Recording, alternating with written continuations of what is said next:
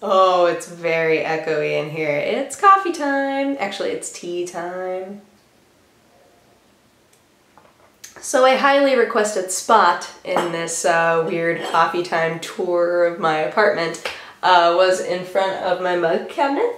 If you look up, it is filled with all different types of mugs, all the way down to the bottom. Because that's my life. Because I have so many mugs. And then right here is, since, you know, what's the point of going to different places if I don't explain the background? So this is where all my mugs go, and why I'm going through my mugs and getting rid of some of them, because otherwise there will be no place for them. This is a message from the Jiva Coffee Cube people, because a while back, for those of you who weren't with us at the time, a while back, I participated in a Kickstarter that was for Jiva coffee cubes, and they were basically like instant coffee cubes that were like naturally sweetened and blah, blah, blah, blah.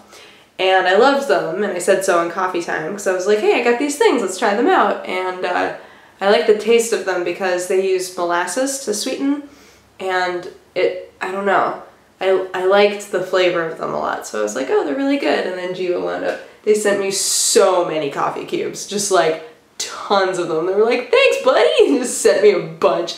So I gave some of them to my mom and whatever else. And then this one is the note that I got from Center for Victims of Torture after we donated the 11,000, which is also awesome. So right here, can you see this one? Yeah. This is a note from one of you that made me laugh so hard. I put it on Instagram, but it says, Dodger, love your crap, keep it up. And I was like, thanks man, I appreciate that. Oh, I'm not gonna be able to, I'll do that when this is done. So let's see, what was today? Today was editing news and putting that up. Today was lots of Twitter drama that needed to happen. Today was playing games with Sam. I almost called him my hubby, and I realized that that's not the right term. I was like, I guess you can't really say hubby unless you're married, right? Because hubby is like a weird what's the term that I'm thinking of? There was a term that Kate always used to use for the nicknames in Ukraine that everyone had. Like everybody had, you know, a nickname off of their name, and they had a term for it, and I'm trying to remember what the term was. Like her name is Kate, but like everybody called her Katya. And she was saying that like that's kind of because like her name, I'm trying to remember if I get this right, because her name was American, like giving her a Russian form of her name was kind of the equivalent of giving somebody a nickname, right? And man, what was the term? That's gonna drive me absolutely insane. Well, whatever. Sam and I went to have lunch, and then we bought a bunch of boxes, because originally I was like, this is gonna be a box-free trip, right? This is gonna be, when we move, I don't want to have to buy any boxes. I'm just going to take enough small loads over that we don't need boxes. And in the end, I'm now like, we need boxes. Like, because I don't want to bring all of the books over and just have like books lying everywhere, right? I was like, there's got to be a way to organize this. And everybody was like, yeah, get boxes. Boxes are the way to organize that. And I was like, yeah, I guess so. So I bought a bunch of small boxes because books are heavy. I learned that at such a young age. My dad wanted so badly for me to understand, sorry, Sherlock's right here, so I was like, I'll scratch him. My dad wanted so badly for me to understand that when you're packing stuff, what just happened? Sherlock, what are you doing?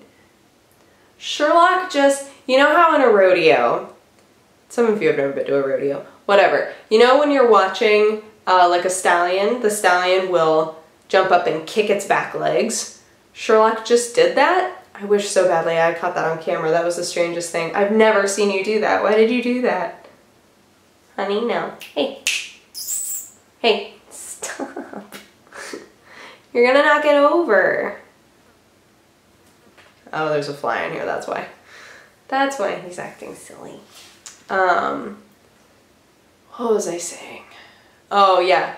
Every single time I've ever had to put things in a box, even as a young child, like going through my toys to give some away and things like that, it's always been my dad trying to teach me heavy things go in small boxes, light things go in big boxes, or heavy things at the bottom of a medium-sized box with light things on top. And I was like, okay. But it wasn't until I made my first big move that became so apparent. Like, I was like, I mean, I can put a lot of books in a big box. Like, that's not a big deal. And then no one could lift it.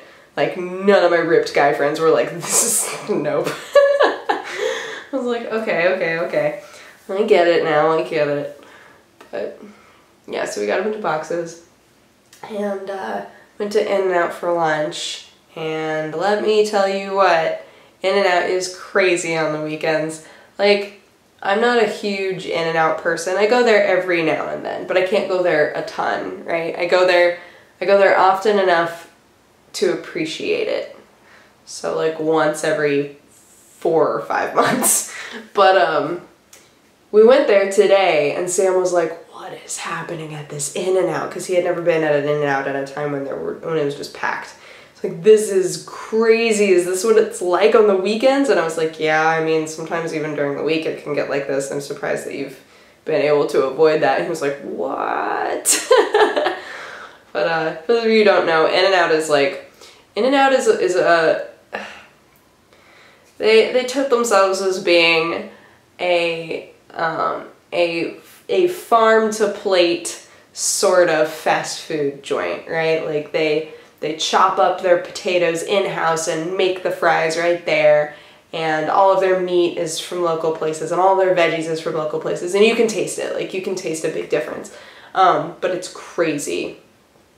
Like, In-N-Out in California is a big deal. The same way, not even the same way, more people know about In-N-Out than they know about Burgerville. If you're in Oregon, we kind of feel the same way about Burgerville that people in California feel about In-N-Out. Burgerville is like a all-organic fast food place that has amazing food, right? Like, the thing that's different is In-N-Out is like burgers. It's burgers and fries. Oh, you want more patties? Okay, then that's a double-double or a triple-triple or whatever, 4x4. Like, they just add more patties, more cheese, and it's still like, it's the normal elements of a burger, right? What I love about Burgerville is Burgerville does weird stuff with their food, and it's amazing. They'll be like, oh, would you like to try our seasonal incredible black bean burger, maybe with some rosemary garlic fries? And I'm like, yes, please. That sounds amazing.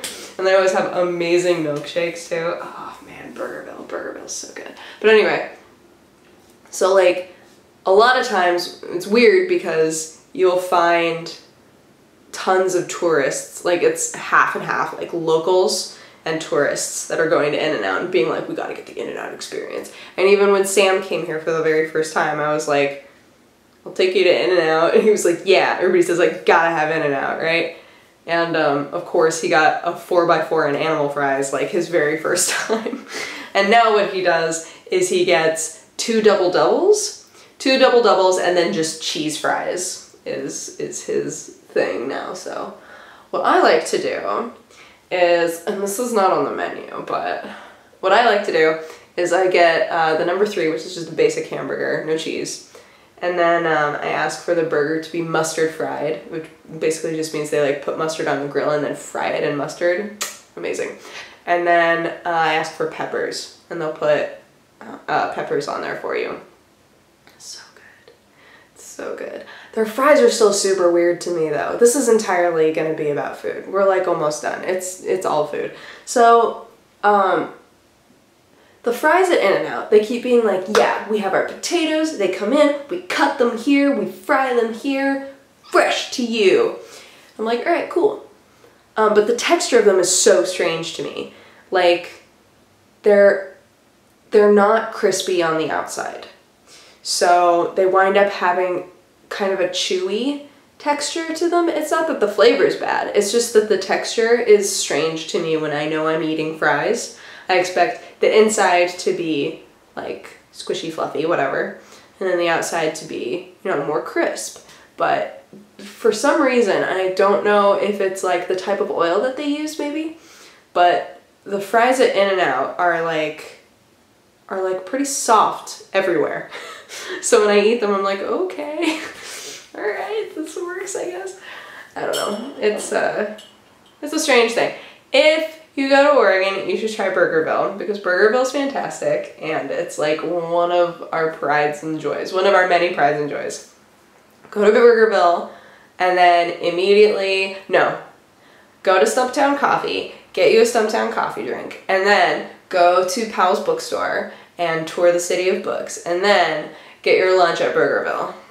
Get that black bean burger if they got it, because it's so good.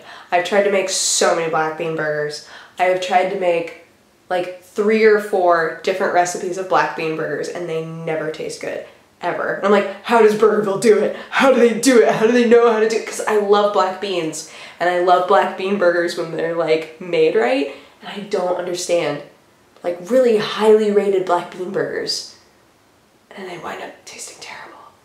I'm like, how, is it me? Maybe it's me. Maybe I'm just bad at black bean burgers. I don't know, guys. I don't know how to fix the problem, but that's okay.